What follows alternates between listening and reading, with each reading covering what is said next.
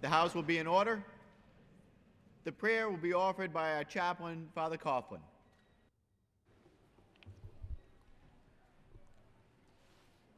Lord God, creator of all and builder of a just society, this is a house of pride and dignity because of its noble belief in free people. By law and by policy through the years, interior freedom has been uncovered as obstacles to equal opportunity have been removed. By celebrating the accomplishments of the past 20 years founded in the initiative of the Disabilities Act, Lord God, responsible government has continued to embrace the advance and development of your people. Lord, here, may each child of disadvantage and every victim of war and accident be given hope and grounding for personal aspirations to achieve his or her full potential in your sight. With the help of research, engineering, medicine, and professional therapy, may government uphold the nation's commitment to equal opportunity in the pursuit of happiness. And may every American rejoice and thank you, Almighty God, for the next step and every step to be taken to afford open and full accessibility to place and position for all citizens in a just world. For this we pray, and we will continue to work, both now and forever. Amen. Amen. The Chair has examined the Journal of the last day's proceedings and announces to the House his approval thereof. Pursuant to Clause 1 of Rule 1, the Journal stands approved. The Pledge of Allegiance will be led by the gentleman from Rhode Island, Mr. Kennedy. Let me first offer my congratulations, Jim, on your ascension to the Speaker's chair, and say how much we are proud of this special day, and thank you for the example you've set for all Americans. This pledge today has a deeper meaning because of your example. I pledge allegiance to the flag of the United States of America and for the republic to which it stands, one nation, under God, indivisible, with liberty and justice for all.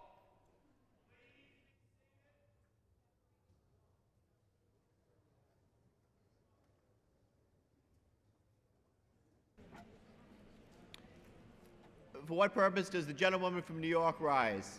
Mr. Speaker, on this most important day in the history of the House of Representatives, I send to the desk H-Res 1555 and ask for its immediate consideration in the House. The clerk will report the title of the resolution. House Resolution 1555, resolution permitting individuals to be admitted to the Hall of the House in order to document the improved accessibility of the Hall of the House. Is there objection to the consideration of the resolution? Without objection, the resolution is agreed to, and the motion to reconsider is laid upon the table. Speaker. The Chair will now entertain requests for 1-minute speeches. For what purpose does the gentlewoman from California rise? 1 minute. Without objection. Thank you very much. Thank you very much, Mr. Speaker Jim Langevin. Mr. Speaker, it is with great pride and joy that I rise today to acknowledge the history that you are making. By your leadership and your inspiration and your education of the Congress, you have helped take us to a place that honors the tradition and the goals of our founders to improve liberty and equality for all Americans. Today, through technology, the leadership of the architect of the House, we are able to, in a way that is almost magical,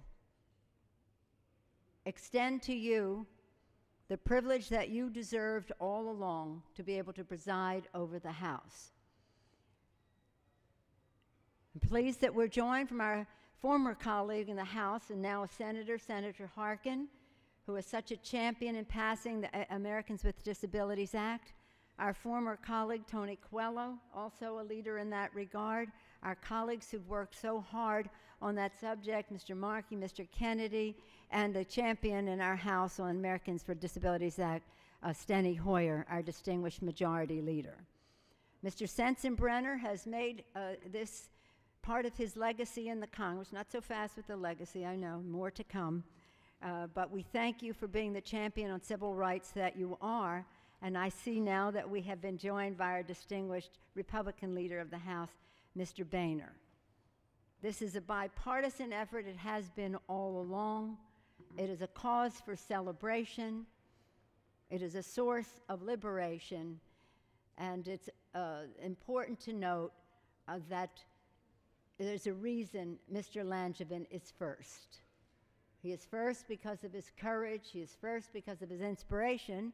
And he is first because when I became Speaker, he said to me, now that you are presiding, I want to preside too. So when that day, when we made history with having the first woman Speaker of the House, it became clear that we had to make history today in having Jim Langevin preside on this historic occasion, which is a source of pride to all of us, but also a source of challenge as to how we go forward, addressing the new technologies so that we can continue to remove barriers of participation to all Americans. It's better for them, and it's better for our country. Now we can go forward as clearly saying that we respect people for what they can do, not judge them or limit them for what they cannot, and that we can more fully honor the Pledge of Allegiance that Mr. Kennedy led us in just earlier. One nation under God, with liberty, and this is about liberation, with liberty and justice for all. Congratulations, Mr. Langevin. Thank you.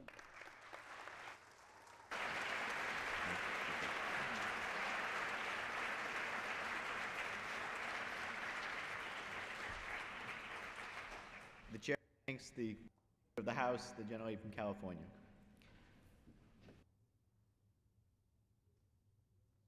The chair will entertain further one-minute requests.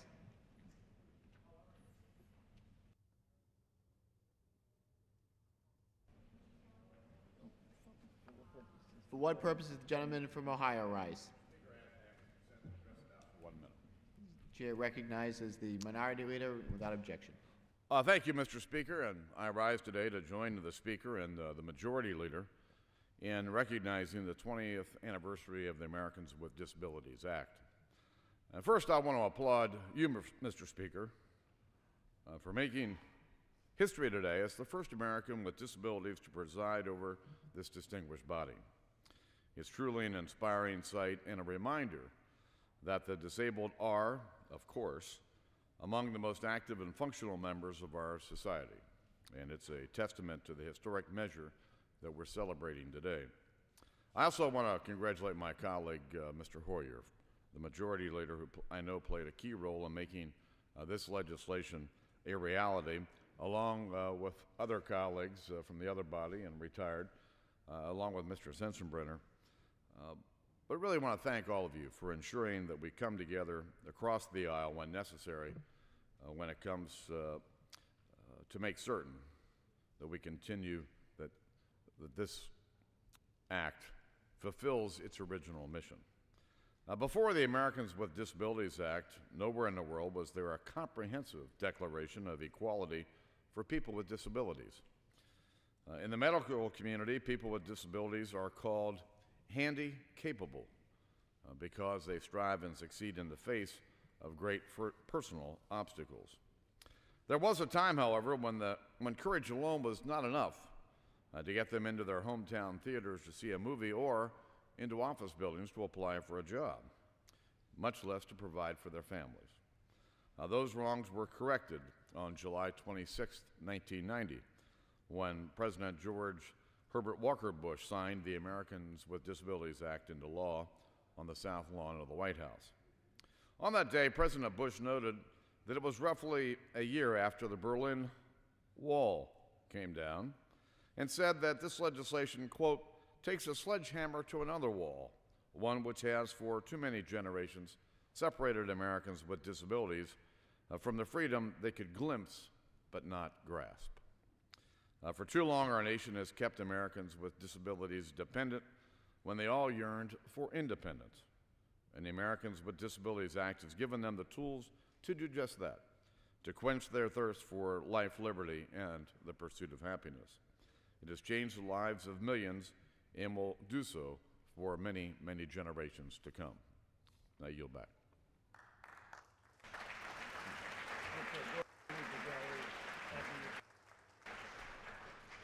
The rules require that the chair reminds all persons in the gallery that they are here as guests of the House, and that any manifestation of approval or disapproval of proceedings is in violation of the rules of the House.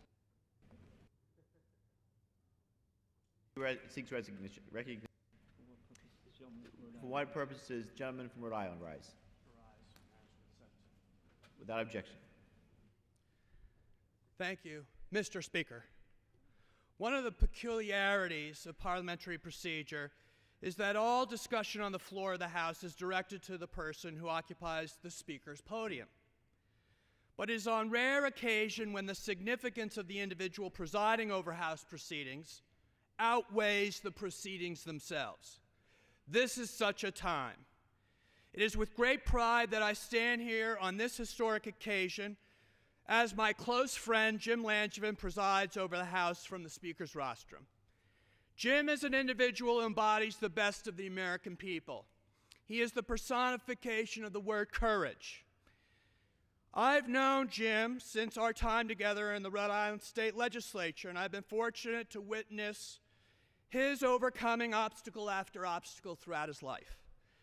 As a teenager, Jim made a commitment to a life of public service, seeking a career as a police officer, when a cruel twist of fate denied him the path he envisioned. The easy road would have been to give up. But Jim would not be dissuaded. Instead, he drew on a spirit of perseverance that any lesser of us would have struggled to find. May I ask unanimous consent to have the requisite 5 minutes that I was initially The gentleman given? may complete his thought. I don't know who's controlling the time.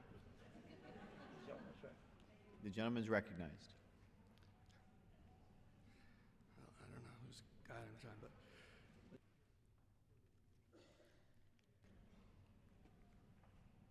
The chair expects further debate on. I don't know how much time do I have. The chair expects further debate during suspension of the rules. The gentleman may complete his thought. How much time do I have? The gentleman is recognized for 15 seconds.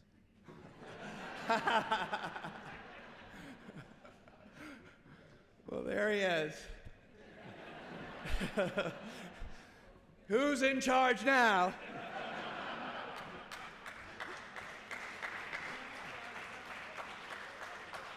All right, Jimmy. Well, I'll get my chance later.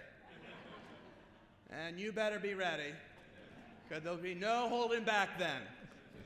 God bless you. I'm so proud to be your colleague. The gentleman's time has expired. Who seeks recognition? For what purpose the gentleman from South Carolina rise? Mr. Speaker, I ask permission to address the House in 1 minute revised and extend my remarks. Without objection. Mr. Speaker, it's particularly fitting that I would be with you today and that my late father-in-law, State Representative Julian Dusenberry, who was a hero of the Battle of Okinawa, was shot by a sniper, but he continued his service from a wheelchair in the State House of South Carolina. And so I've always appreciated your courage. I want to join with Congressman Kennedy to recognize your courage and your courage to serve. Thank you. God bless you. The Friday front page headline of the Island Packet of Hilton Head Island, South Carolina, highlight the legitimate concerns of the American people Are we in for a tax hike? And is the U.S. facing a threat of a flat economy? Since the stimulus bill became law, 2.4 million Americans have lost their jobs. The promise of unemployment not to exceed 8% was broken as unemployment soared to 8%. The failed borrow, spend, and tax policies of this administration cry out for where are the jobs? We need both parties to work together to promote small business creation. President Kennedy cut taxes and jobs grew. President Reagan cut taxes and more jobs were created. Republicans have offered positive alternatives using the proven policies from both parties which actually promote jobs. In conclusion, God bless our troops, and we will never forget September 11th and the global war on terrorism. For what purpose the gentlewoman from California rise? Without objection. Mr. Speaker, the Honorable Mr. Langevin, I rise today to recognize the 20th anniversary of the Americans with Disabilities Act and offer my strong support for H.Res. 1504. 20 years ago, the ADA declared that the millions of Americans living with disabilities had a right to reasonable accommodations in the workplace and access to public buildings. In doing so, we acknowledged for the first time the civil rights of these Americans to live independently, to fully participate in all aspects of our society, our schools, our businesses, our communities. Today, we extend that participation to the Speaker's chair, and I want to acknowledge our colleague, Congressman Langevin. His place today managing debate over the People's House is long overdue. When President George H.W. Bush signed the ADA in 1990, the late Senator Ted Kennedy said, "Equal justice under the law is not a privilege, but a fundamental birthright in America." I couldn't agree more. We must protect the rights of men and women regardless of ability, mental capacity, or physicality. By removing barriers for people with disabilities, we allow America to be a society where justice, equal justice, prevails. I urge support for H.Res. 1504, and I yield back. For what purposes the gentlewoman from North Carolina rise? Without objection, so ordered. Thank you, Mr. Speaker. I want to congratulate you also today on this historic day, and also all those who have made this day possible by making the House much more accessible to everyone who serves in the House. But, Mr. Speaker, I must change the subject and say that in 5 months, the hardworking taxpayers of America will get hit with the largest tax increase in American history if this Congress doesn't act to forestall it. That's right. Unless Congress acts, taxpayers will see tax rates go up across the board. This is completely unacceptable. During this period of economic difficulty and high unemployment, these tax hikes will fall especially hard on the small businesses that have already borne the brunt of this bad economy. These are the same job-creating small businesses that represent our best hope for emerging with strength from this recession. Increasing their taxes now would be an economic poison pill that would kill economic growth and job creation. After all, Mr. Speaker, what tax increase ever created a job? I yield back.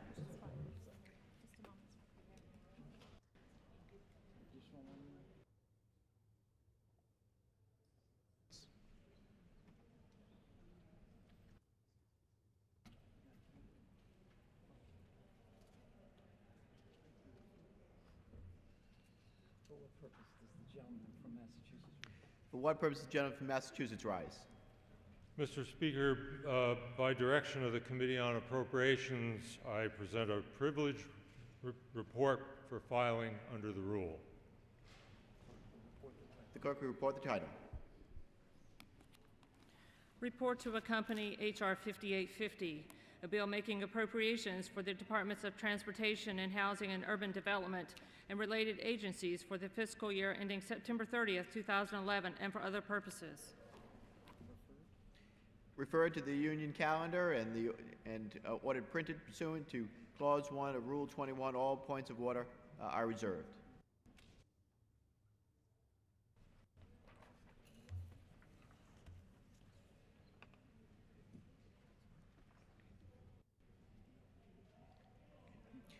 Pursuant to Clause 8 of Rule 20, the Chair will postpone further proceedings today on motion to suspend the rules on which a recorded vote or the yeas and yeas are ordered, or in which the vote is objected to under Clause 6 of Rule 20.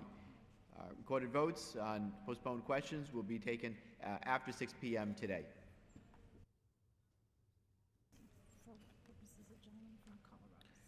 For what purposes the gentleman from Colorado seek recognition?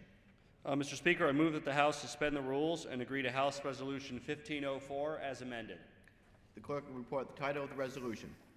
House Resolution 1504, resolution recognizing and honoring the 20th anniversary of the enactment of the Americans with Disabilities Act of 1990. Pursuant to the rule, the gentleman from Colorado, Mr. Polis, and the gentleman from Wisconsin, Mr. Petrie, will each control 20 minutes. The chair recognizes the gentleman from Colorado. Mr. Speaker, I request 5 legislative days during which members may revise and extend and insert extraneous material in House Resolution 1504 into the record. Without objection, so ordered. Mr. Speaker, I'm pleased to recognize the gentleman from Maryland, Leader Hoyer, for 1 minute. The gentleman is recognized. I thank the gentleman from Colorado for yielding. Speaker Langevin, I congratulate you on taking the podium. I congratulate you on your extraordinary service to the people of Rhode Island, the people of our country, and I congratulate you for being an example of the can-do spirit that has made America such a great country. Mr. Speaker, I am so pleased to be here on this, the 20th anniversary of the adoption of the Americans with Disabilities Act. I'm particularly pleased to be here on the floor with my former colleague and my lifetime friend, Tony Coelho of the state of California. Tony Coelho was the whip on our side of the aisle for a number of years, elected into that position very shortly after he took his seat in the Congress of the United States. He is a person of extraordinary ability, extraordinary energy, extraordinary focus, and extraordinary accomplishment. But early in his life, he fell off in a farming accident, a tractor, and injured his head. As a result of that traumatic injury, he became an epileptic. And because of that, his lifetime dream of becoming a priest was not available to him. That was something of a great trauma again to him.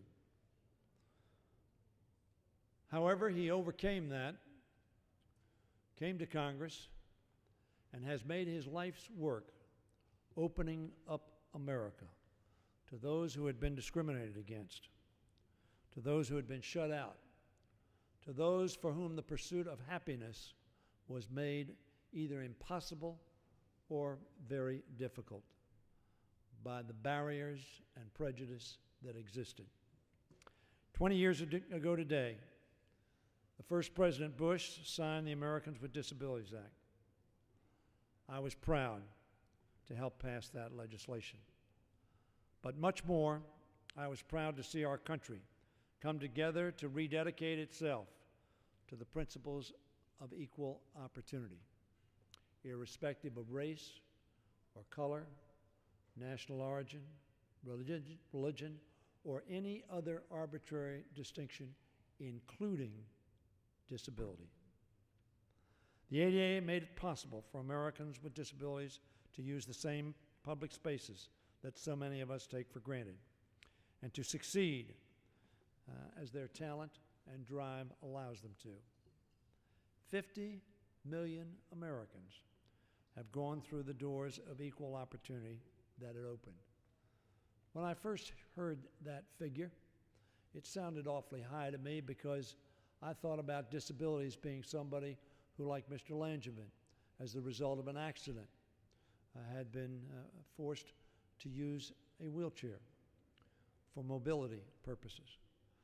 I was used to thinking of disabilities as somebody who used a cane because they had no sight, or somebody who used a hearing aid because their hearing was diminished or non-existent.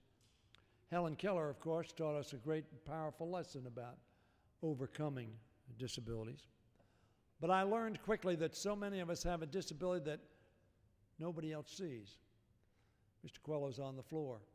If I asked you to identify Mr. Coelho by his disability, you'd be unable to do so because it's not apparent. But the prejudice with respect to his disability was, in fact, very present. So the Americans with Disabilities Act not only dealt with actual visual impairments, but also perceived impairments. We know that those doors are not all the way open, however.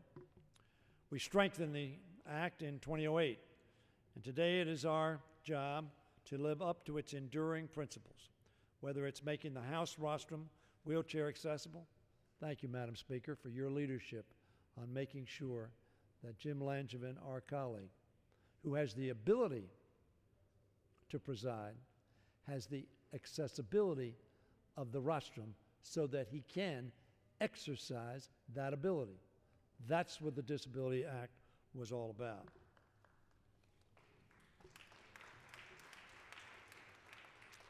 I want to thank my colleagues who helped to make the ADA possible. Tony Coelho, of course, in the House was our leader, our spark plug, our visionary, and he enlisted many of the rest of us to assist in this effort. The disability community, who fought so hard, who showed so much courage, who spent so much time to let members of Congress know the discrimination to which they were subjected.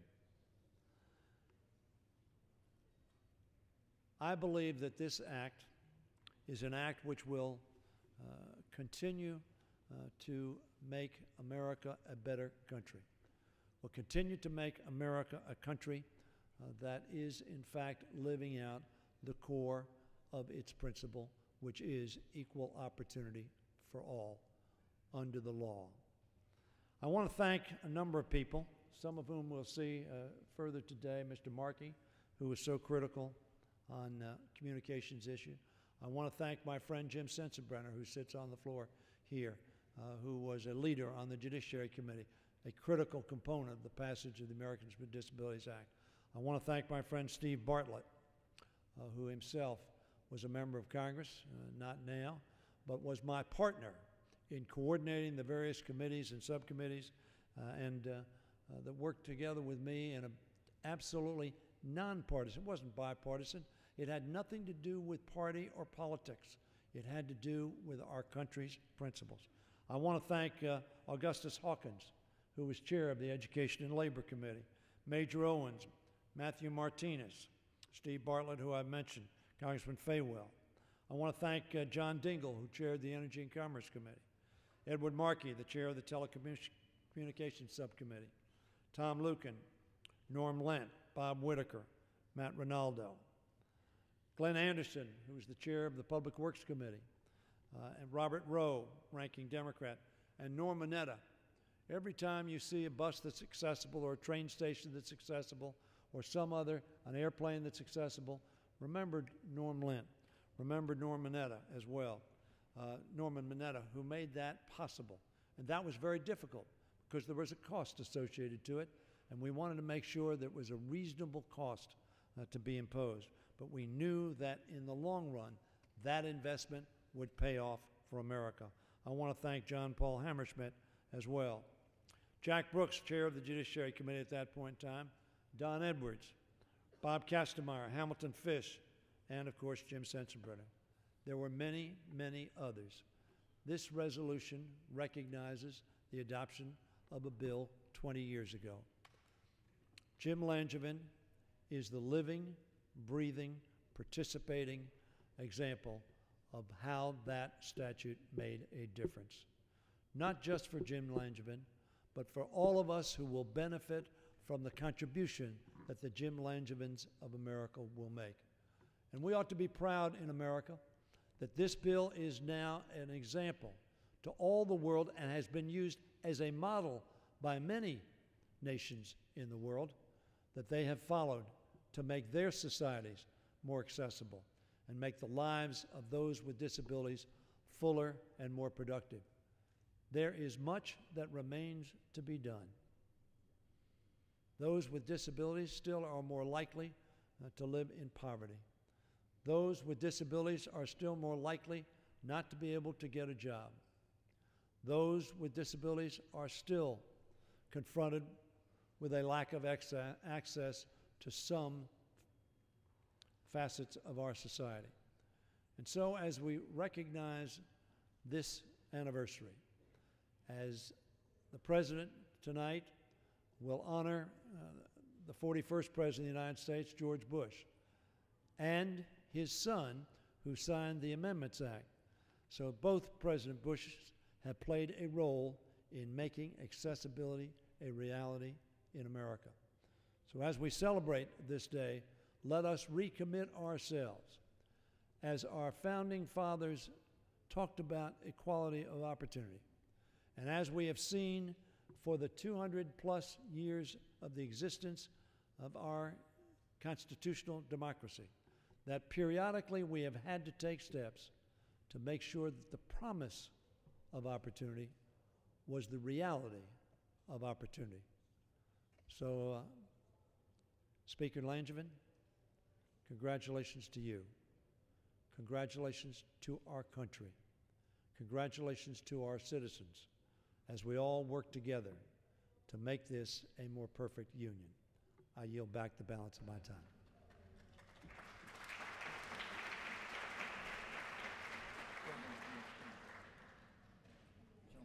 The gentleman from Wisconsin. Thank you, Mr. Speaker. I rise in support of House Resolution 1504 and yield myself such time as I may consume. Today we commemorate the 20th anniversary and enactment of the Americans with Disabilities Act, and we celebrate also the positive changes in our workplaces, our public facilities, and indeed in our nation's understanding of the challenges and the triumphs of individuals with disabilities. The Americans with Disabilities Act is an example of bipartisanship at its best. Members on both sides of the aisle came together 20 years ago to craft meaningful protections for members of our society who, up until this law's enactment, had too often been denied the opportunities and accommodations necessary for them to thrive. In the 20 years since the Americans with Disabilities Act became law, we've seen firsthand the contributions made by individuals with disabilities when obstacles are removed and ignorance gives way to understanding. By simply leveling the playing field, our society is richer. This law has been a remarkable success, but with the passage of time came the need for improvements. That's why members on both sides of the aisle came together once again in 2008 to modernize the law and ensure its protections today fulfill its promise made 20 years ago. I applaud the brave individuals who 20 years ago fought to shine a light on the discrimination and lack of basic access afforded to many individuals with disabilities. I applaud the legislators on both sides of the aisle who heard those stories and who responded with this landmark legislation. I also applaud the employers, state and local governments, and facilities owners across the nation that have taken the letter and the spirit of this law to heart and opened their doors and extended their opportunities to all Americans, regardless of disabilities. Today, we take the time to appreciate how this House, and indeed how our nation as a whole, has benefited from the Americans with Disabilities Act. I'm pleased to join my colleagues in support of this resolution, and I reserve the balance of my time. The gentleman reserves the balance of his time. The gentleman from Colorado.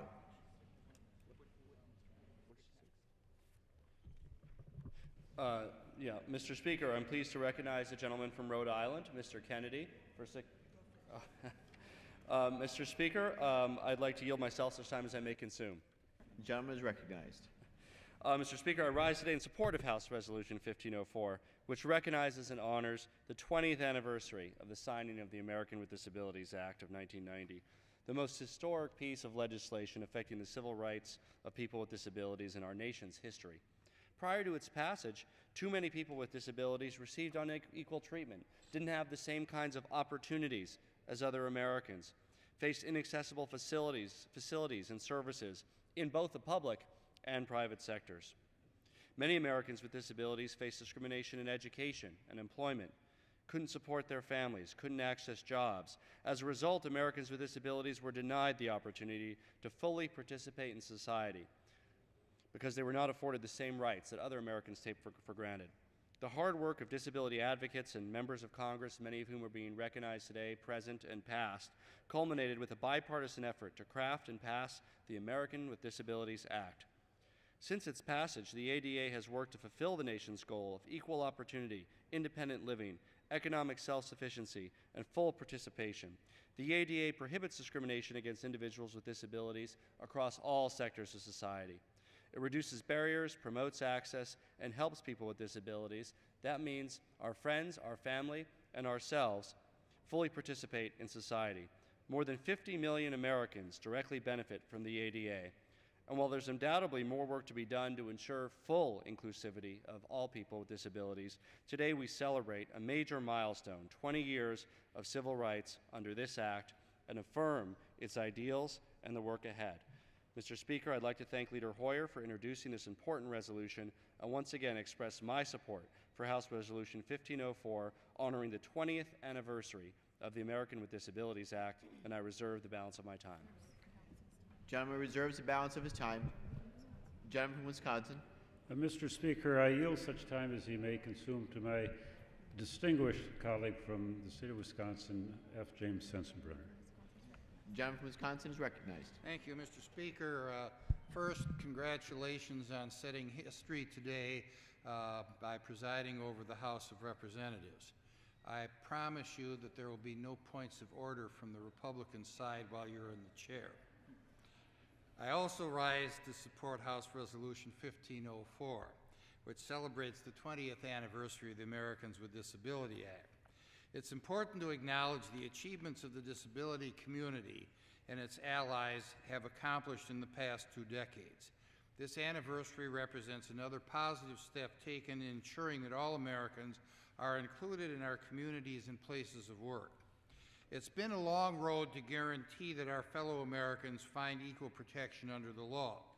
Upon the signing of the ADA, President George H.W. Bush said, "Let the shameful wall of exclusion finally come tumbling down."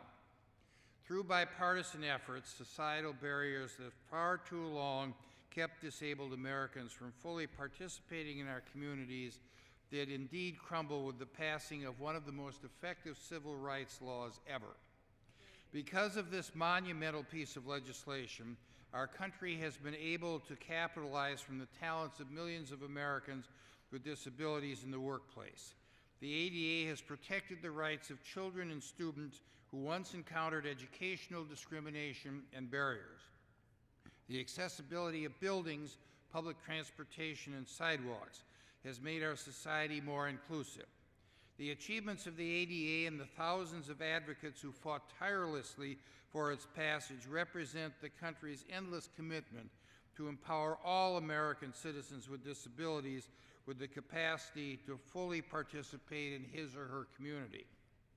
In response to several Supreme Court decisions that restricted ADA coverage for individuals with diabetes, epilepsy, and cancer, to name a few, in 2008, Congress passed the Americans with Disabilities Amendment Act. This legislation broadened the definition of disabled and brought more people with disabilities under the umbrella of protection and reaffirmed Congress's promise to integrate people with disabilities. Furthermore, it's important to recognize the change in societal attitudes toward people with disabilities as a result of the ADA. Since its passage, more and more Americans enjoy increased educational and employment opportunities. These opportunities have produced higher graduation rates and higher employment rates. Because of the ADA, the disabled are no longer confined to isolation. We now see our fellow Americans with disabilities in our restaurants, movie theaters, sporting events, schools, and places of work.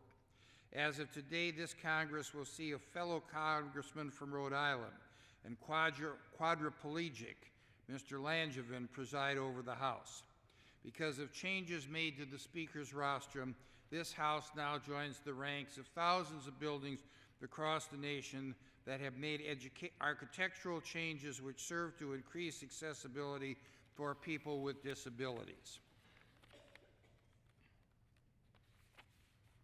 This is a proud moment for this Congress and reflects the progress that has been made in the past 2 decades. The ADA, along with passage of the ADA Amendments Act, reminds us that this progress has been made over the last 20 years, as well as the continued effort that must be made to advocate for people with disabilities who still experience discrimination. I urge my colleagues to join me in passing House Resolution 1504 and yield back the balance of my time. The gentleman from Wisconsin reserves balance of his time. The gentleman from Colorado. Mr. Speaker, it's my honor to recognize the gentleman from Rhode Island, Mr. Kennedy, for 7 minutes. The gentleman is recognized. Just want to be sure it's all right if I can talk. For 7 minutes. Thank you, Mr. Speaker. My good friend and colleague, Jim Langevin. I rise to support 1504, commemorating the ADA. Mr. Speaker, you're the embodiment of what the ADA meant to accomplish. To accomplish the great mission of America, to widen the circle of opportunity for more and more Americans to participate in the American dream. Your service in Congress exemplifies the rawest elements of the American dream, the potential that exists when we're lifted by what we believe in ourselves rather than what we're told by others. The spirit of possibility also represents this country itself. However daunting appearing the challenges that loom before us, we must not forget that this nation was built on possibility and founded on the principles of overcoming overwhelming obstacles. The true strength of our nation is derived not only from the fact that we're the most diverse nation in the world, but we're also the most inclusive nation in the world. In much of the world, minority populations continue to be persecuted and discriminated against. Yet in America, people exercise their right guaranteed under the Constitution and the 1965 Voting Rights Act to cast their ballot for Barack Obama, who received more votes from more Americans than any other previous presidential candidate in American history. It's nearly 50 years ago that my uncle entered the White House, and among many challenges he issued to the American people was the Civil Rights Act. The true strength of our nation is not derived only from the fact that that is our big challenge, but that we must keep it going forward. He said, the heart of the question is whether all Americans are to be afforded equal rights and equal opportunities, whether we are going to treat our fellow Americans as we ourselves want to be treated. In short, he cannot enjoy the full and free life which all of us want, then who amongst us would be content to have the color of his skin changed, or in this case, to have the physical condition that they're in changed, and abide by that situation that they're living in? As he goes on, who amongst us would then be content with the counsels of patience and delay? With this anniversary of the ADA, perhaps it's timely to think about all the new ranks of those with disabilities, our returning veterans suffering from TBI and PTSD. I'll never forget the day we passed the Mental Health Parity Bill. The most eloquent speech that I heard that day was given by none other than the man in the rostrum, Jim Langevin. He came down on the floor of the House. He said to his colleagues, all of you see my disability.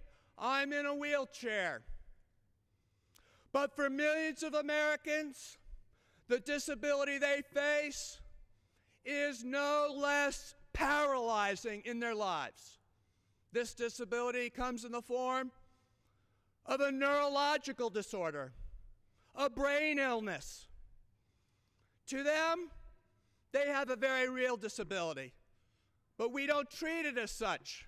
That's why we need to pass legislation prohibiting discrimination against the mentally ill. Jim Langevin carried the day on that mental health parity bill. I will always be grateful for that. Today, we stand at the new frontier, as my uncle said, of the possibility of scientific breakthrough to help our veterans through their traumatic brain injury and their post-traumatic stress disorder. I say that the new challenge of the disability movement is not to stand by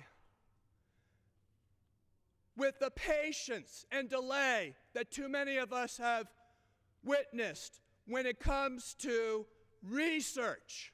Now, research can seem something esoteric, but research isn't esoteric to someone who's paralyzed in a wheelchair, who is looking forward to the day when we can regenerate the spinal cord and allow them to step out of that wheelchair. Research to someone with Alzheimer's, for them to be able to restore their memory and restore their ability to come back to their family. That's as personal as it gets. Research that allows us to reconnect the wirings in the brain for a family who has children with autism. Gentleman is recognized. Neil Armstrong, in his famous quote, when he landed on the moon, an objective that no one thought was realistic when President Kennedy made the challenge earlier that decade. They thought it was impossible. But the United States got behind that mission, and we carried the day because we're the United States. How fitting it would be if we could apply Neil Armstrong's quote to not only putting a man on the moon, but apply that quote, one small step for man, one giant leap for mankind, to those veterans when it comes to them being able to say, I stepped out of my wheelchair. I was able to step out of my bed. I was able to step out of my house because this country went ahead with science. Nothing is more personal. In about 3 weeks, I'm going to celebrate, in a sense, my father's life once again, the anniversary of his passing. What people don't know is that I marvel at the fact I had an extra year with my dad that no one had expected because of a neurosurgeon gave me that year. To me, that neurosurgeon and modern science gets as personal as it can get because it gave me someone I love for an extra year. Ladies and gentlemen, let's harness the innovation technology that we have on behalf of our veterans. If we don't have an urgency on behalf of them to work to set them free from being prisoners of their war injuries, held hostage from their trauma of serving this country, then what are we going to get worked up for? Ladies and gentlemen, I want to thank people like Jim Langevin who fought the fight and been an example. Isn't it time we continue to stand by them and continue that fight? Let's pass this resolution, but let's rededicate ourselves to taking this fight not only to helping to make sure people don't fall behind, but also making sure that they move forward to a brighter future, something that they can look forward to. And that's what America's been all about. Thank you, Jim. It's been an honor to serve with you. I look forward to many years ahead of you serving this great country of ours. I yield back the balance of my time.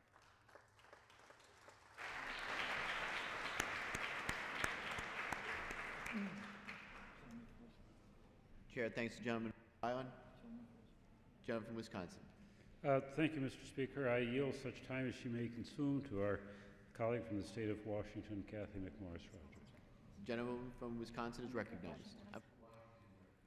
Thank you, Mr. Speaker, and let me join in saying congratulations. It's very fitting and appropriate that you are in the Speaker's chair today, and you truly are an inspiration to us all.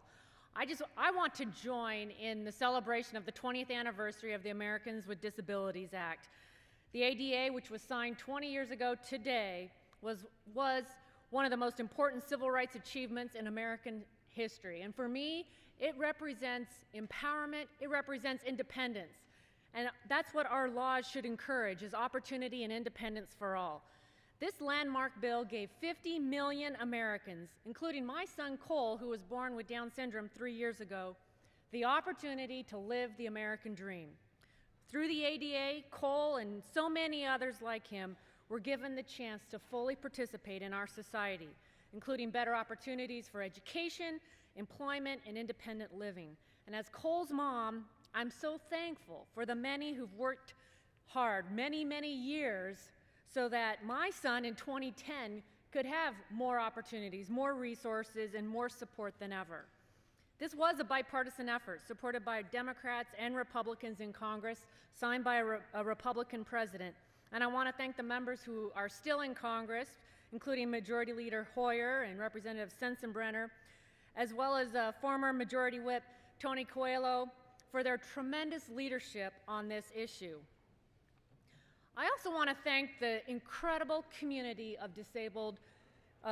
the disabilities community in America, a community that welcomed me and my family with open arms, for all of the work that they've done, for organizing and advocating for this bill. They're ordinary citizens who, by working together, achieved extraordinary things. We've come a long way in 20 years, but we still have a long way to go. Let's use today's anniversary as an inspiration for creating a more perfect union for Americans with disabilities and for all Americans. Thank you, Mr. Speaker, and I yield back. Gentleman from Colorado. Mr. Speaker, I'd like to inquire if the gentleman from Wisconsin has any additional speakers. I have none. Does the other side yield back? I'd be happy to yield back the balance of my time. The gentleman yields back his time. Gentleman from Colorado. Mr. Speaker, again, I'd like to encourage my colleagues to support this important step and march forward for civil rights in our country, celebrating the work behind us and getting to work to complete the task of ensuring that every American has access to the great opportunities this country offers. And I yield back the balance of my time and call the question. Gentleman yields back the balance of his time. The question is, will the House suspend the rules and agree to House Resolution 1504 as amended? Those in favor say aye. Aye. Those opposed, no. In the opinion of the chair, 2/3 being in the affirmative. On that, I request the yeas and the nays. The yeas and nays are requested. All those in favor of taking this vote by the yeas and nays will rise or remain standing until counted. Sufficient number of having risen, the yeas and nays are ordered pursuant to Clause 8 of Rule 20 and the chair's prior announcement. Further proceedings in this motion will be postponed.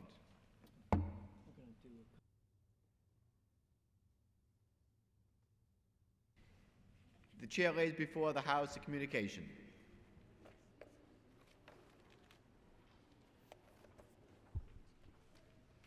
The Honorable the Speaker, House of Representatives, Madam, pursuant to the permission granted in Clause 2H of Rule 2 of the Rules of the U.S. House of Representatives, the clerk received the following message from the Secretary of the Senate on July 26, 2010 at 10:21 a.m. that the Senate disagrees to the House amendment to the Senate Amendment, H.R. 4899, that the Senate passed without amendment, H.R. 4684. With best wishes, I am, signed sincerely, Lorraine C. Miller, Clerk of the House. The chair lays before the House the following enrolled bill.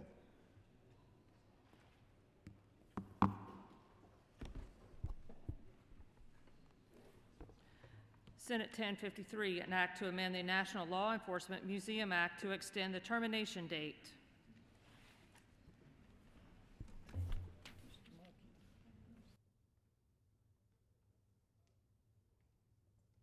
Mr. Gentleman from Massachusetts seek recognition. Mr. Speaker, I move that the House suspend the rules and agree to H.R. 3101, the 21st Century Communications and Video Programming Act of 2010, as amended. The clerk will report the title of the bill. H.R. 3101, a bill to ensure that individuals with disabilities have access to emerging Internet protocol-based communication and video programming technologies in the 21st century. Pursuant to the rule, the gentleman from Massachusetts, Mr. Markey, and the gentleman from Florida, Mr. Stearns, will each control 20 minutes. The chair now recognizes the gentleman from Massachusetts. Mr. Speaker, I ask unanimous consent that all members may have 5 legislative days in which to revise and extend their remarks and include extraneous materials in the record. Without objection, so ordered. Mr. Speaker, I yield myself as much time as I may consume. The gentleman is recognized.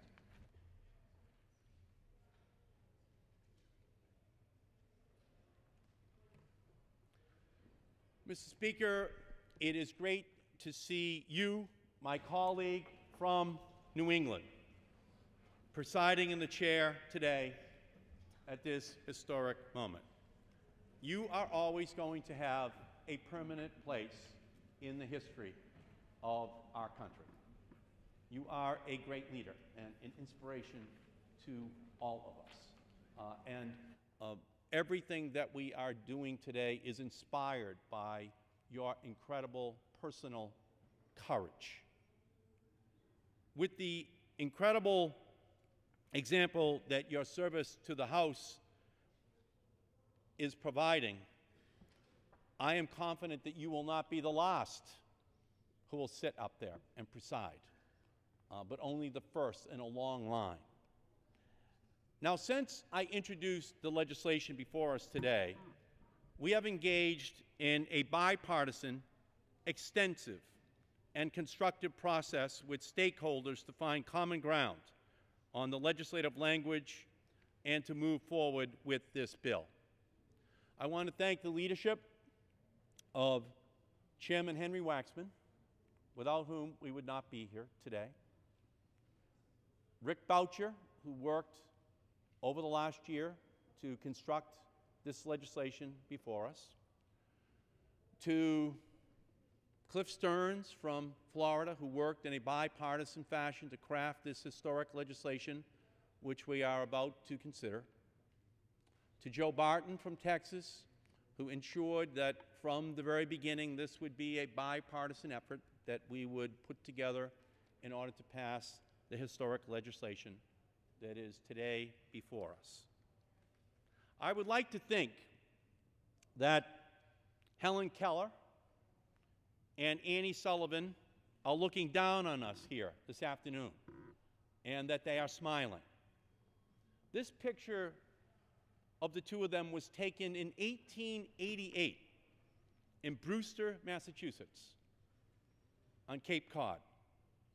I am so proud to have the Perkins School for the Blind, where Annie Sullivan graduated and Helen Keller was educated, in my congressional district in Watertown, Massachusetts.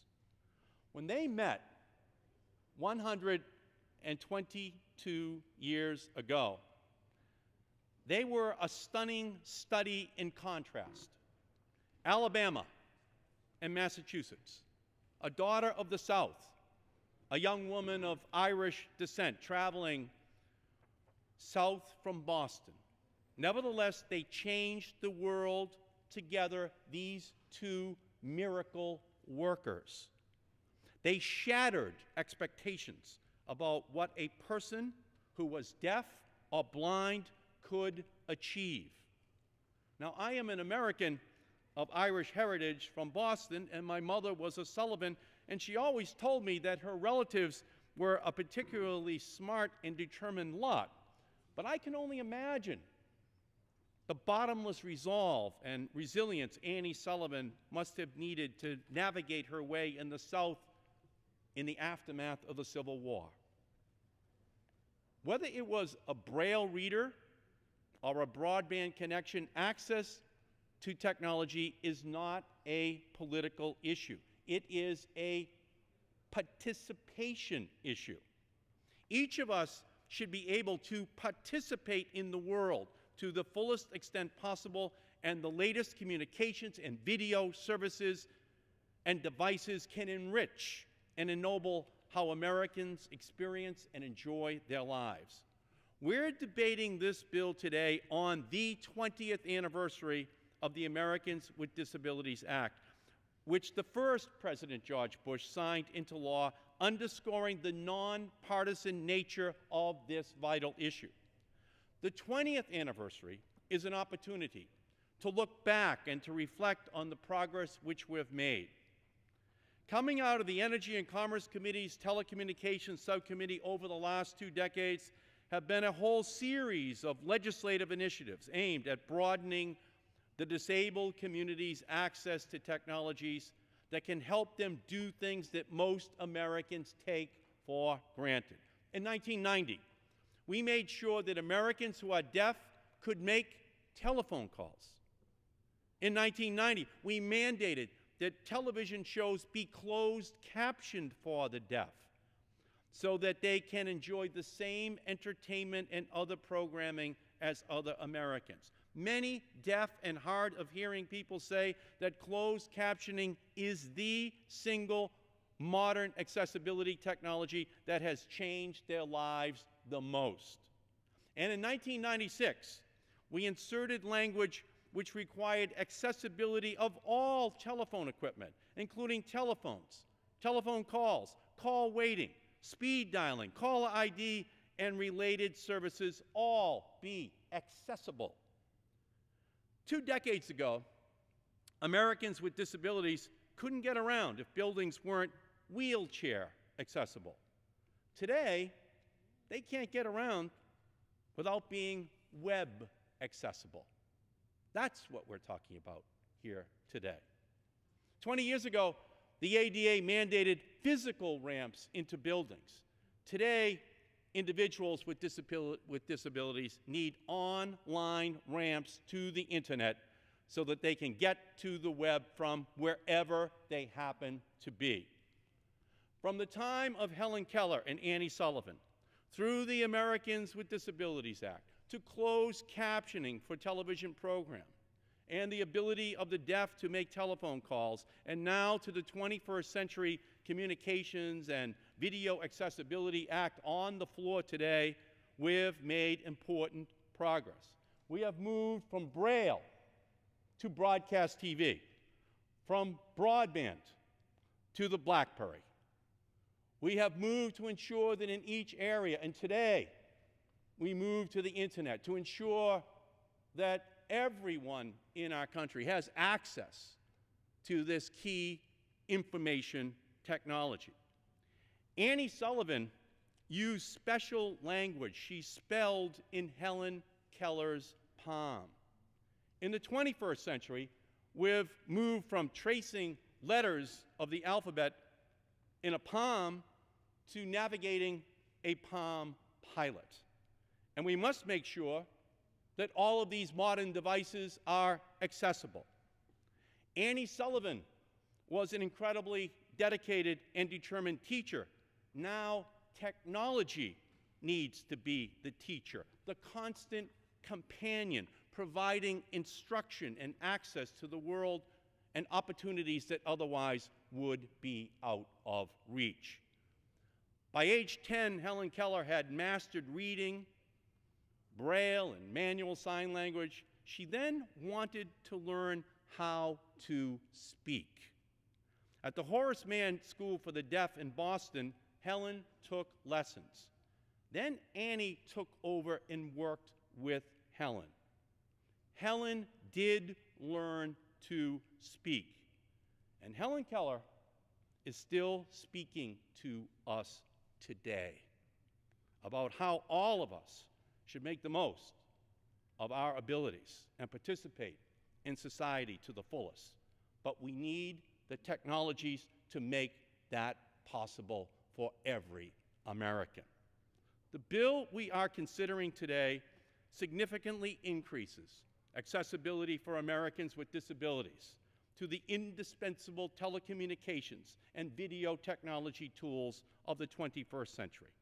By making web access easier through improved user interfaces for smartphones, enabling Americans who are blind to enjoy TV fully through audible descriptions of the on-screen action, making cable TV program guides and selection menus accessible to people with vision loss, providing Americans who are deaf the ability to watch new TV programs online with the captions included, mandating that remote controls have a button or a similar mechanism to easily access the closed captioning on broadcast and pay TV, requiring that telecom equipment used to make calls over the internet is compatible with hearing aids. For low-income Americans who are deaf and blind, providing a share of the total of $10 million per year of funding to purchase internet access and telecom services so these individuals can more fully participate in society. Today's miracle worker, today's technology, today's ability to be able to provide with the technologies that people need today is one that, as we move forward, we have to make sure has the accessibility for all Americans. And that technology is the iPad. The iPad is something that today makes it possible for Annie Sullivan and Helen Keller to be able to access with a touch the technologies that the Helen Kellers and Annie Sullivans of today need in order to be able to communicate with each other and with all of the rest of us. So it's not just like touching the palm like it was in Annie and Helen's day, but it's about touching the pad, touching these devices, having them speak to them, having the ability to be able to speak back in a way that has a conversation with all of the rest of us in society. This morning I did a teleconference with a group of phenomenal students from the Perkins School for the Blind and the Carroll Center for the Blind. These young people were born before President Bush signed the ADA into law. They were born before the BF era, before Facebook. That's how long ago all of this is. These two schools are led by two extraordinary visionaries who serve with amazing passion and commitment, Steve Rothstein at Perkins and Mike Fester at Carroll. Opportunity, independence, equal access for all, that's what this legislation is all about. These are timeless American values that were as relevant when Annie Sullivan and Helen Keller were working together as they are today. When we maximize participation for all Americans, we move forward as a country. When we expand the circle of inclusion, we evolve as a people. And when we increase accessibility for Americans with disabilities, we get closer to fulfilling the ideals of our nation's founders that all men and women are endowed by their Creator with certain inalienable rights, that among these are life, liberty, and the pursuit of happiness. This legislation, which we are considering today, is intended to increase access for all Americans with disabilities to the technological tools needed to succeed in today's interconnected world. Again, I want to thank the entire disabled community, the deaf and the blind community, that have advocated for years for this incredible revolution that is happening here on the floor of the House of Representatives today. We are in your debt for being the advocates, for being the witnesses to history, so that we make this change today.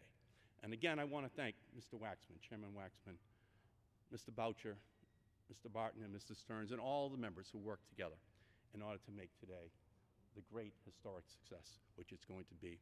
At this point, Mr. Speaker, I would like to reserve the balance of my time. Gentleman reserves the balance of his time. Gentleman from Florida. Mr. Speaker, let me also at this point thank Mr. Markey for his eloquent remarks, but also his steadfast in pushing this bill He has been working on this bill for almost 4 years. Oftentimes, when you come to the floor in a suspension like this, many members do not realize the amount of work that goes into a bill like this. And I know when I was on the telecom chair, ranking member before, Mr. Markey had talked to us about possibility of this 2 years ago, 3 years ago, 4 years ago. So I'm glad it's culminated as it is today, 20 years after the anniversary of the Americans with Disabilities Act. And obviously, I also like to compliment the gentleman from Rhode Island for being in the chair. It's altogether appropriate, historic, and important. I think many of us come out of the House floor and walked into the halls of Congress and saw veterans in wheelchairs. We've seen men and women without legs. We've seen men and women without arms, hands, some of them practically blind. Shouldn't they have the opportunity to come back from Afghanistan, Iraq, and have the full benefits of the electronic media? Before this bill passed, they might not have had the complete opportunity, but now with this bill they will.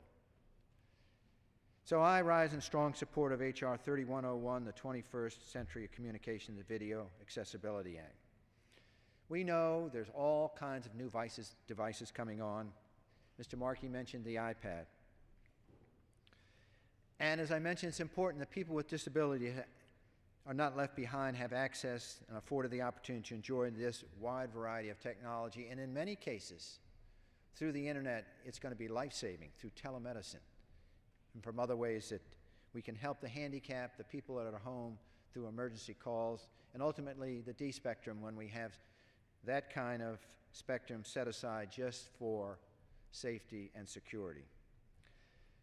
Whenever you do a bill like this, it gets complicated because lots of people want to use a lot of mandates for the United States government to mandate through the FCC.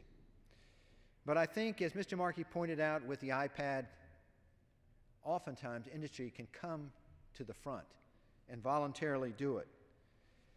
We in the United States Congress, if we mandate certain technologies, we attempt to pick winners or losers. The best approach to ensuring accessibility is to establish accessibility goals, but not dictate how to accomplish them. We need to encourage innovation to flourish, and my colleagues, this bill does that.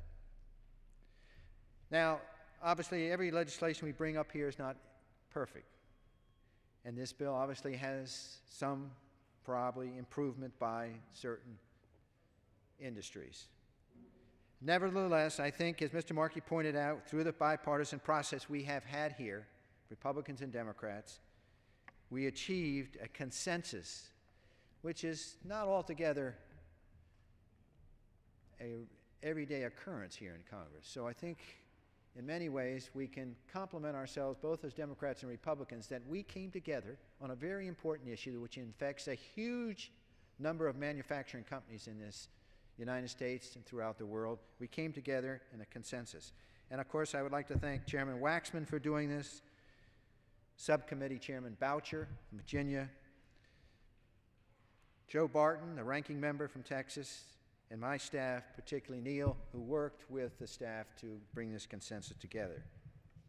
A collaboration of this kind doesn't often happen in such a short amount of time. My main concern was that the legislation was extremely broad in its original scope and included unnecessary mandates.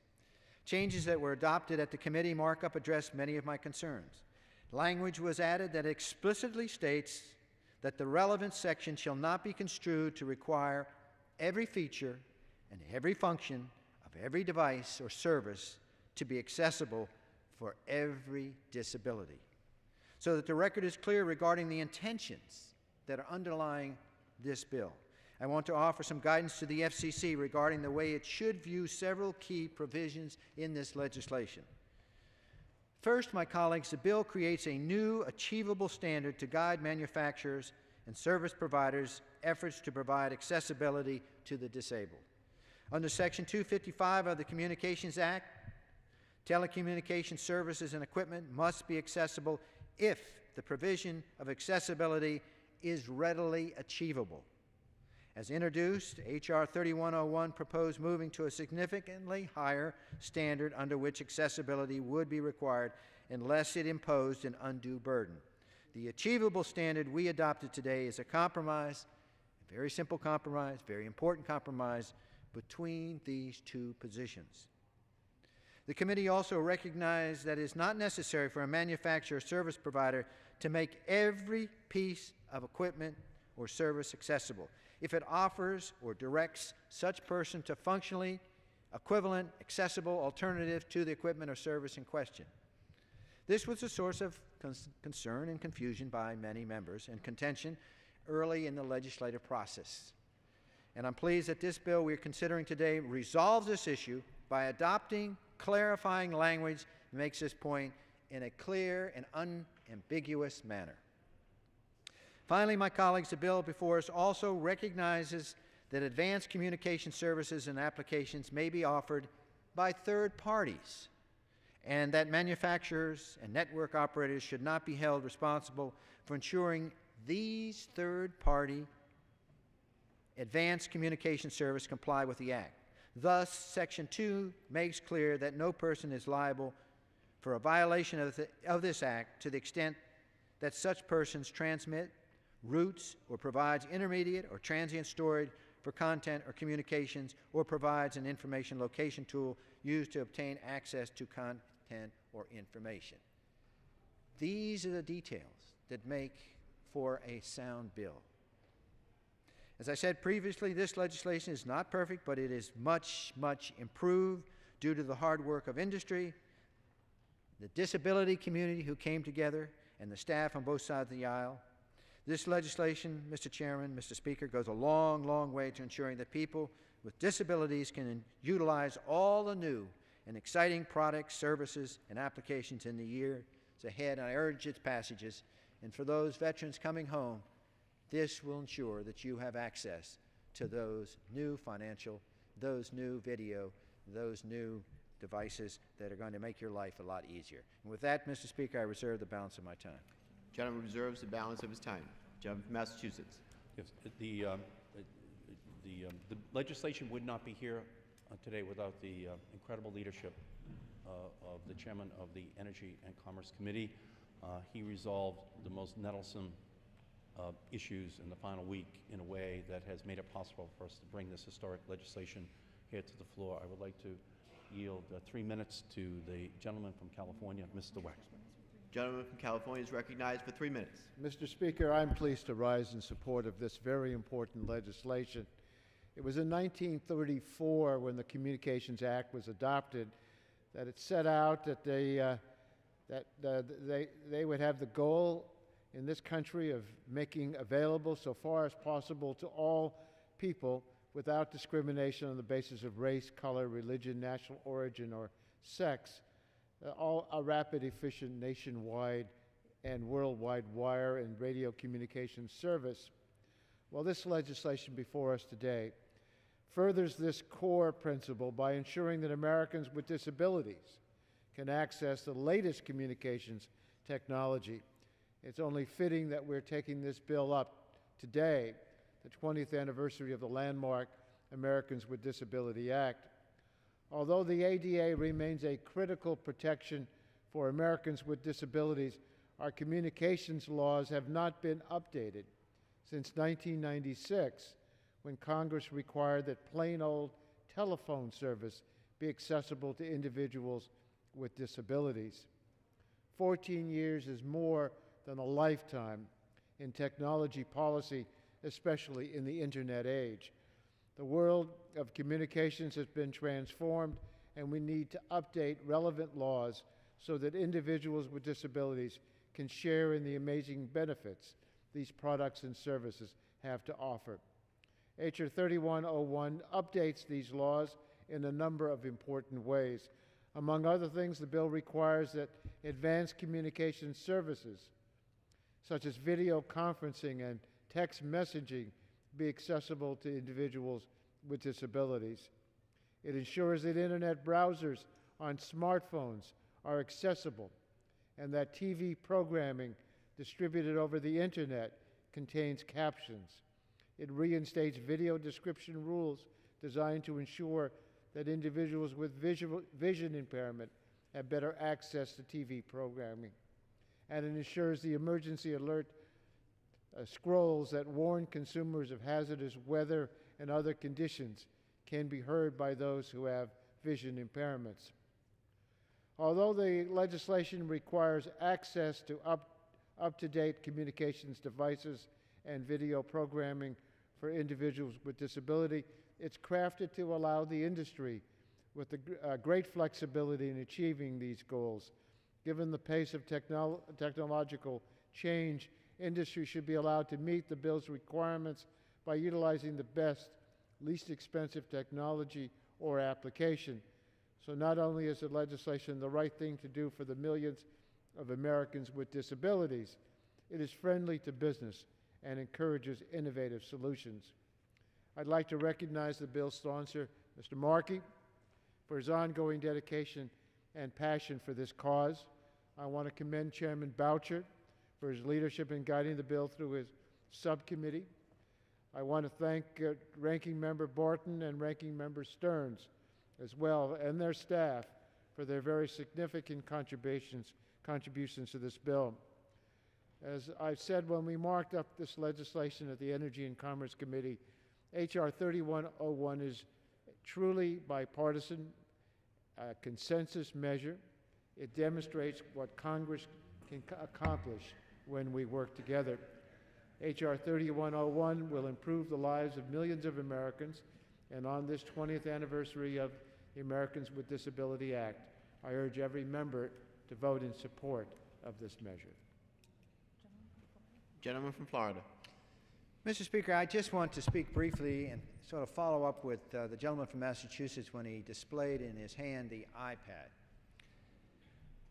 And I think it's a good example of what Apple has done with the iPad and how they voluntarily went about to help the people who are impaired by sight and hearing. They took the necessary steps to make certain that their product and their applications are acceptable to all people. For example, when you look at the iPad, all of us think it's sort of, in a way, revolutionary. It gives you, at a touch of the fingers, an opportunity to go through and look at newspapers and magazines, to go on the internet, to check your email effortlessly. It's sort of using technology that's breakthrough. Is it possible that this breakthrough technology could help people who are disabled? Absolutely. For example, Mr. Speaker, the iPad comes with a screen reader, support for playback of the closed caption content, and other innovative universal access features. This was done right out of the box. Apple did this voluntarily. These features make iPad easier to use for people who have vision impairment, are deaf or hard of hearing, or if they have physical or learning disability. In addition, the iPad includes a voiceover, a gesture-based screen reader for the blind.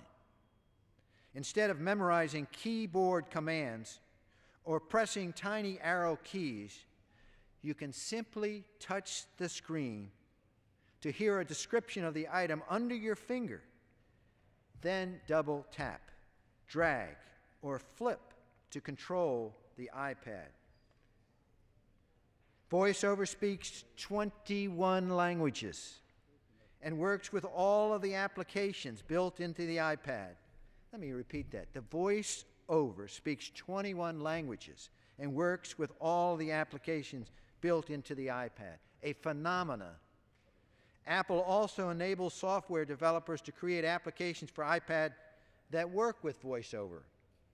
Furthermore, every iPad can display subtitles and closed captioning for the deaf and hard of hearing when playing movies and podcasts that support it.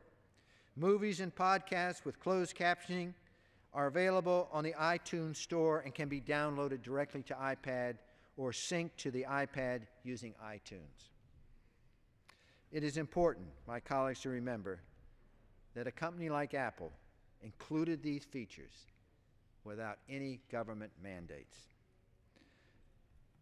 This suggests that the broader market could be providing better access to people with disability than it does today. This bill will go a long ways towards doing that. The FCC should remember, when they come to asking for comments, when they have responses, and they have an advisory committee that's all involved with this, the key is to be flexible in their response so that industry, like Apple did with the iPad, has the flexibility to develop the most sound and comprehensive ways to help our disability today. With that, Mr. Speaker, I reserve the balance of my time. The gentleman reserves the balance of his time. Gentleman from Massachusetts. Mr. Speaker, could you advise us as to how much time is remaining on either side? The gentleman from Massachusetts has 3.5 minutes, and the gentleman from Florida has 8.5 minutes. So, to the gentleman from Florida, I will be the concluding speaker for our side.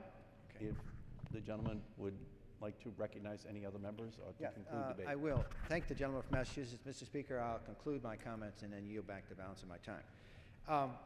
I think it's been pointed out by Mr. Markey, this is a historic day. 20 years ago, the Americans with Disabilities Act passed. I voted for it. I supported it. I think many people in my district and many of my friends have children who have disabilities. It's important that these individuals do not feel left out.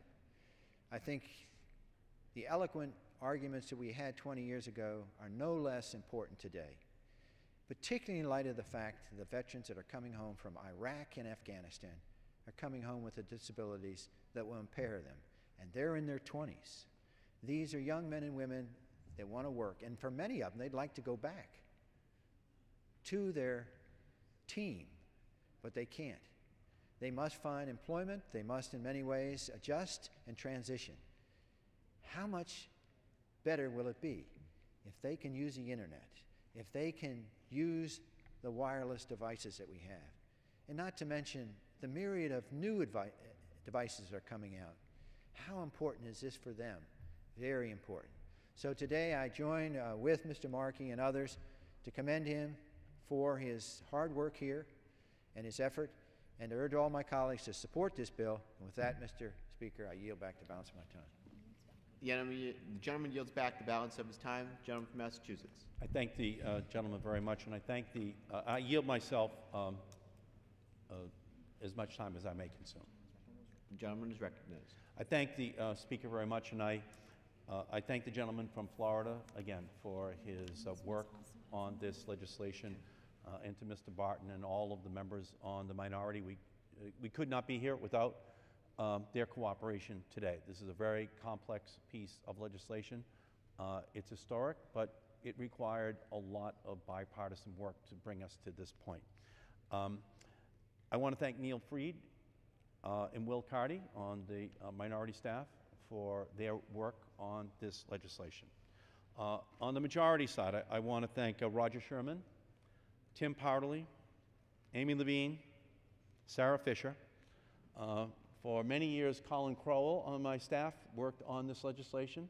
But over the last 1 year, Mark Baer has worked every day on this bill, and I thank you, Mark, for your incredible effort on this issue. We could not be here without the incredible work that was put in by all of these people.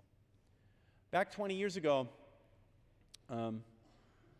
we had a force of nature, Tony Coelho, the majority whip, who said it's time for us to ensure that all Americans have access to all of this great bounty in our country. And he had a handicap himself, and he inspired all the rest of us, force of nature. And former Congressman Tony Coelho was out here on the floor with us today, and he was an inspiration to us. And that inspiration was carried by Steny Hoyer to ensure that that legislation did pass here in 1990, was signed by President Bush into law, and all of the advances that we've made thus far that make it possible for the historic moment where we have a speaker who is sitting up there today, Mr. Langevin from Rhode Island, and all of the people who are using today's devices, who gain access to the modern internet technologies, are benefited from the laws that have been put on the books today. For the 21st century, this law may be the most important law because people now have wheelchair access, but access to the web, access to information is what this century, this information century, is going to be all about. And the deaf and the blind, because of this legislation, will be able to make their contributions to our country and the world. And let's not kid ourselves. The technologies that are developed here in the United States are going to spread across the whole world for every deaf and blind person. And that's quite a gift that the people who are here in the Congress can make. So I thank the community. I thank you all. I know that so many of you are here and so many of you are watching and listening. I can only pledge to you that we will continue to ensure that access is something that we guarantee as a right to be an American in every year that we will serve here in Congress. Mr. Speaker, it's my honor to have been here on the floor with you presiding over this historic 21st century legislation. You are the right person to be here, to create a ramp for the internet for the 21st century for all Americans. I urge an aye vote on this legislation, and I yield back the balance of my time. The gentleman's time's expired.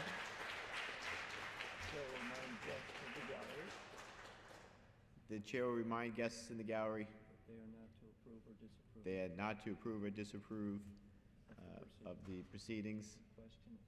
And the question is, will the House suspend the rules and pass H.R. 3101 as amended? Those in favor say aye. Aye. Those opposed, no. In the opinion of the chair, 2/3 being in the affirmative, the rules are suspended and the bill is passed. Without objection, the motion to reconsider is laid Mr. upon Speaker? the table. For what purpose is the gentleman from Massachusetts? On that, I would like to request the yeas and the nays. The yeas and nays are requested. All those in favor of taking this vote by the yeas and nays will rise and remain standing until counted. Sufficient number having arisen, the yeas and nays are ordered. Pursuant to Clause 8 of Rule 20 and the chair's prior announcement, further proceedings on this motion will be postponed.